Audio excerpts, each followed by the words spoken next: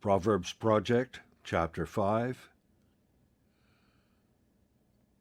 My son, pay attention to my wisdom.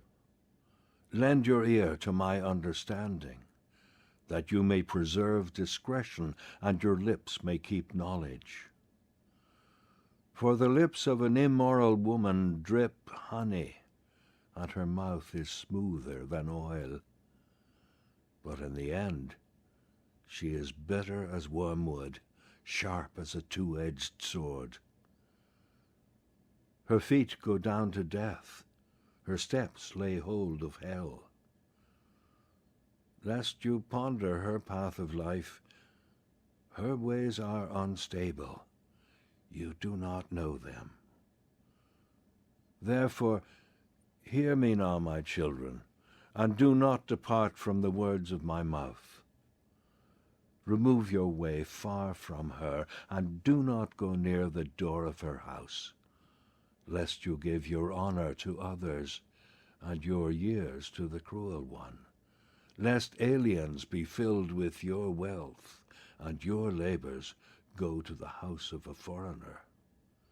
And you mourn at last, when your flesh and your body are consumed, and say, how have I hated instruction, and my heart despised correction?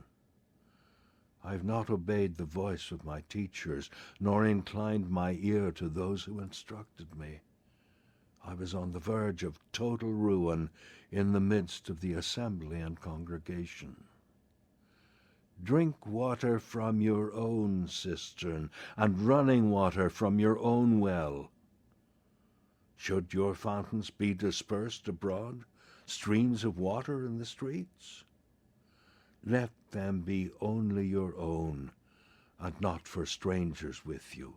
Let your fountain be blessed, and rejoice with the wife of your youth. As a loving deer and a graceful doe, let her breasts satisfy you at all times, and always be enraptured with her love. For why should you, my son, be enraptured by an immoral woman, and be embraced in the arms of a seductress?